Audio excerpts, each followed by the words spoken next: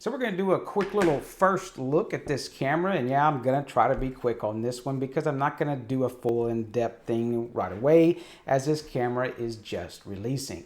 But we will have a few video clips we'll show you towards the end of all the different modes and whatnot. And yeah, you may be looking at this thing with some funny looks, but maybe not as funny as the looks that I get when I wear this shirt at the grocery store for the past year, which I'm not sure why. I don't know. Let's check out this dual lens Duo Reolink camera. Yep. Hopefully, are they prepared for us? Hope they got their codec issues fixed. Let's see if we can get this bad boy out. Alright, so we got the camera. Alright, so we got your little patch cable, that's standard drill there. And your little weatherproof boot. If you've watched a bunch of videos or seen cameras before, that's standard drill stuff. And a plastic bracket. Yep, definitely plastic. So they give you a metal. Okay. Want to see how this goes. Maximum 1.5 kilograms of coke. No, not coke. Camera. So the camera looks like it has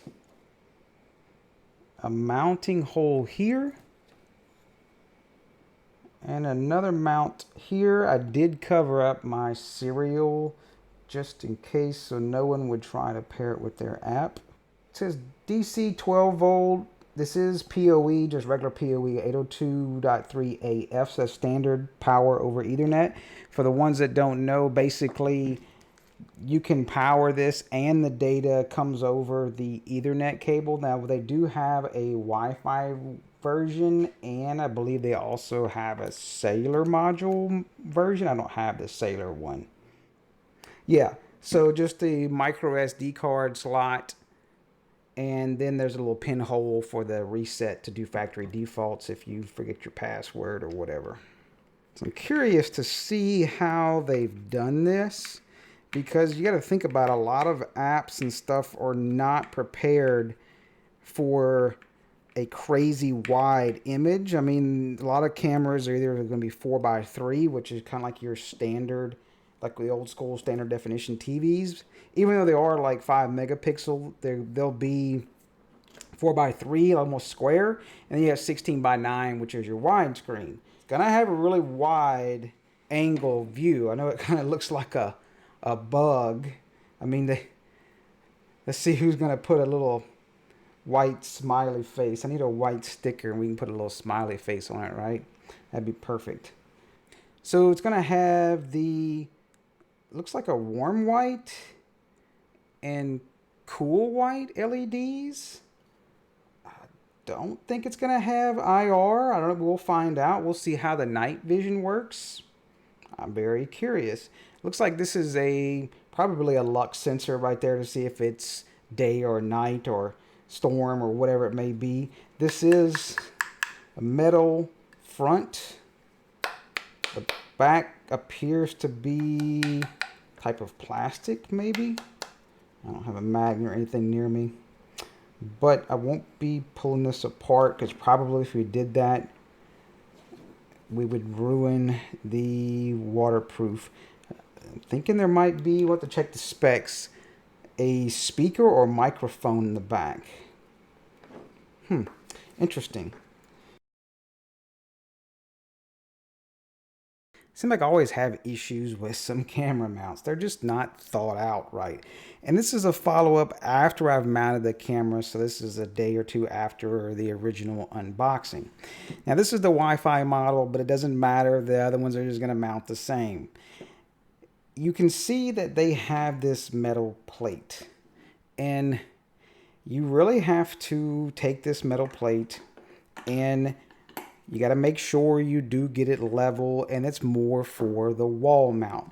I do understand that for the wall mount, and yeah, you do get a screw on the bottom and the top. Yeah, I have it upside down, but it's going to be the same.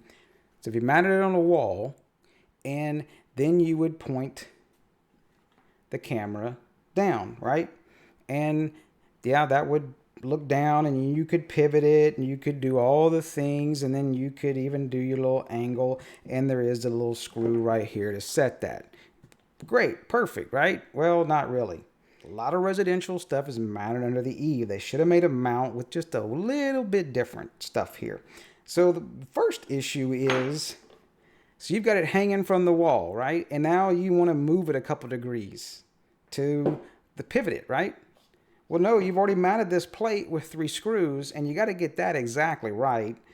You got to get that, you know, perpendicular to your viewing area. But then you want to pivot it just a little bit. You can't. See this? It doesn't turn left or right. You can't do that. So the only thing you can do when this is hanging from the eave is you can go up and down. You can pivot, which is your angle here, but you cannot rotate. That's very unfortunate.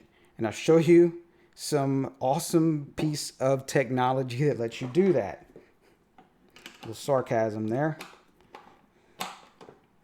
We'll take this mount off, and hopefully, again, like I mentioned, Reolink will take this as constructive criticism and change this stupid mount, or maybe offer a different mount. Because look, my good old boy Dynotech gave these to me a couple years ago. Pretty simple tech. 3 screws. You got a piece here that you can turn, and you got a whole ball joint, and you can go all the different ways you want to do. But hey, luckily this is a regular threaded on this camera. And now, when this hangs from the eave, you can do all the things, because if you turn this around, you can rotate that. You can go all different ways. You can turn, do whatever you want, all with this simple little mount that you can pick up off Amazon or whatever it may be. They need to do this, but make it a work for the eave too. They should put it like a ball valve right here. Not a ball valve, I'm thinking of plumbing, but a ball joint here that allow you to move around, do everything. So that's the part I hate about this camera, is the mount. It's stupid. And maybe I'm missing something.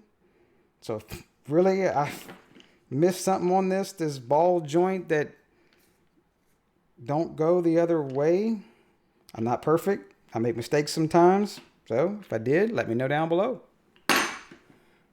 So for pricing, and no, I'm not going to be like some of those other really corny channel. Well, I don't know if I'm going to say any names, where they just trying to get you to click links because they say, well, I don't know about these prices, and comment. No, I'll just normally tell you that straight up.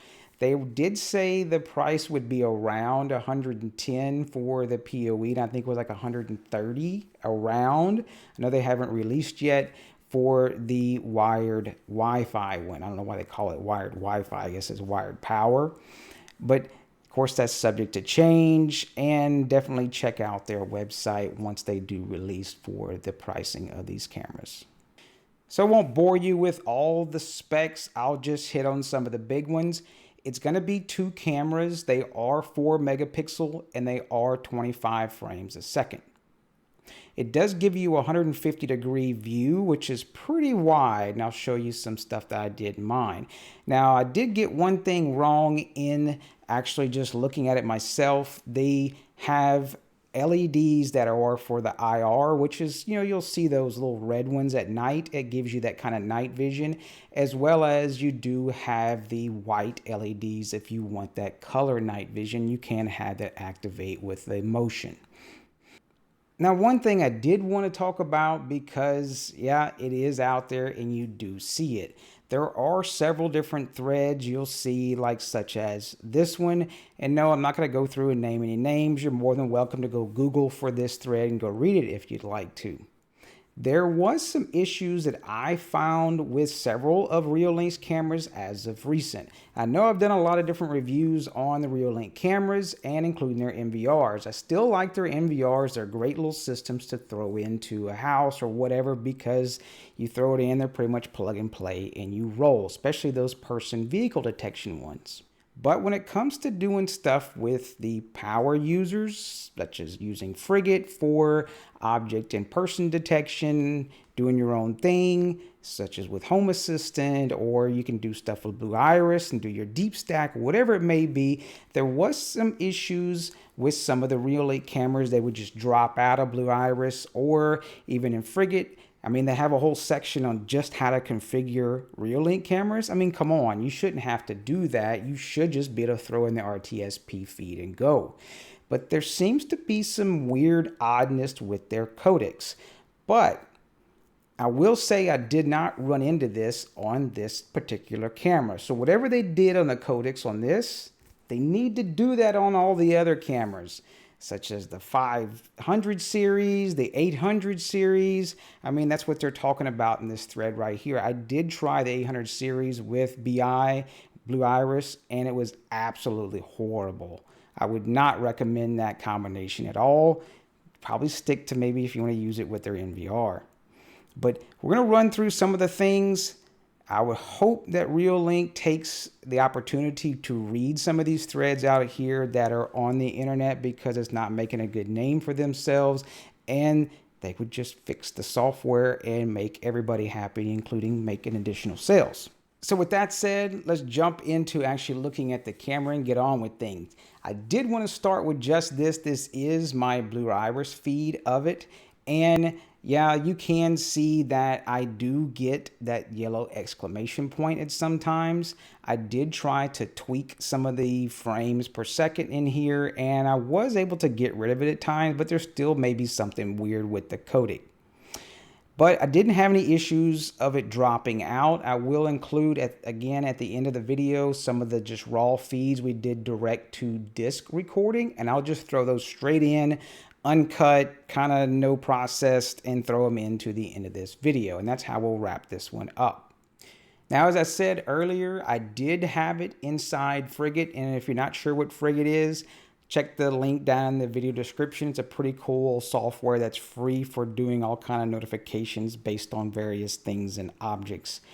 And I was pleasantly surprised. I just threw in the RTSP feeds into Frigate, and it worked right out of the gate. I did not have any errors, and that was using that 1 second interval on that iframe. I do hope that they will fix some of the various codec issues that we have on their other cameras, because I really don't recommend them for doing some of this stuff on some of the other cameras. But hey, if this one works out, maybe they can backport it to the other ones.